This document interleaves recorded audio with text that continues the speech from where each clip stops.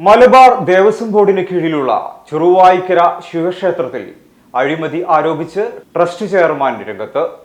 ക്ഷേത്രം ജീവനക്കാരിയുടെ ഭർത്താവായ BJP നേതാവിന്റെ നേതൃത്വത്തിൽ നടന്ന അഴിമതി ചൂണ്ടിക്കാട്ടിയതിന് വധഭീഷണി ഉണ്ടായതായും ചെയർമാൻ സുധാകരൻ കൈപ്പട ആരോപിച്ചു.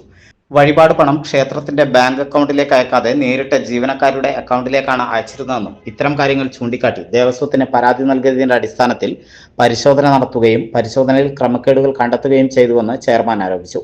അഴിമതി നടന്നിട്ടും കുറ്റക്കാർക്കെതിരെ നടപടി സ്വീകരിക്കാതെ അത് മൂടിവെക്കാനുള്ള ശ്രമമാണ് ഉണ്ടായതെന്നും പിന്നീട് ചുമതല ഏറ്റെടുത്ത എക്സിക്യൂട്ടീവ് ഓഫീസർ ഇതിനെല്ലാം കൂട്ടുനിൽക്കുന്ന നിലപാടാണ് സ്വീകരിച്ചതെന്നും സുധാകരൻ കൈപ്പട, മിനി, അമ്മൂട്ടി എന്നിവർ ആരോപിച്ചു. രേഖാമൂലം പരാതി കൊടുത്ത അടിസ്ഥാനത്തിൽ മലബാർ ദേവസ്വം ബോർഡിന്റെ ഗുരുവായൂർ ഡിവിഷൻ ഇൻസ്പെക്ടർ അന്വേഷണത്തിന് വരും. ആദ്യഘട്ടത്തിൽ വന്നപ്പോൾ ഒരു രേഖയും ഇവർ കൊടുക്കാതെ, ഒരു ചാവി പോലും കൊടുക്കാതെ തിരിച്ചയച്ചു.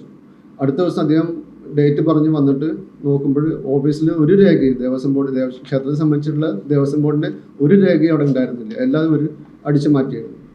പിന്നെ ആ രേഖ കൊടുത്തതിൻ്റെ പ്രകാരമാണ് തന്ന ലിസ്റ്റാണിത്. എനിക്ക് മലബാർ ദേവസ്വം ബോർഡ് തന്ന റിപ്പോർട്ടാണിത്. ഇതിൽ ക്ഷേത്രത്തിലെ ക്ഷേത്ര വഴിപാടിൽ ക്രമക്കേട് നടത്തുന്നുണ്ടെന്ന് രേഖപ്പെടുത്തിയിട്ടുണ്ട്. തന്നെയല്ല ഓഫീസിൽ നടന്ന രേഖകളൊന്നും കാണാൻ കഴിഞ്ഞില്ല എന്നുള്ളതും രേഖപ്പെടുത്തിയിട്ടുണ്ട്. അതിൻ്റെ അടിസ്ഥാനത്തിൽ ഞാൻ ഈ കുട്ടിയെ അവിടെ നീക്കം ചെയ്യാൻ പലവട്ടം ആവശ്യപ്പെട്ടിട്ടും ഇവർ തയ്യാറായില്ല. തന്നെയല്ല ഇപ്പോൾ എനിക്ക് പച്ചയ്ക്ക് കത്തിക്കും, കൈ വെട്ടും, കാല് വെട്ടും എന്നുള്ള ഭീഷണിയൊക്കെ, കുടുംബസമേതം പച്ചയ്ക്ക് കത്തിക്കാനുള്ള ഭീഷണിയൊക്കെയാണ് നിലവിലുള്ളത്. അവിടെ ഈ അവസ്ഥ എനിക്ക് ജീവിക്കാൻ വലിയ പ്രയാസമുണ്ട്.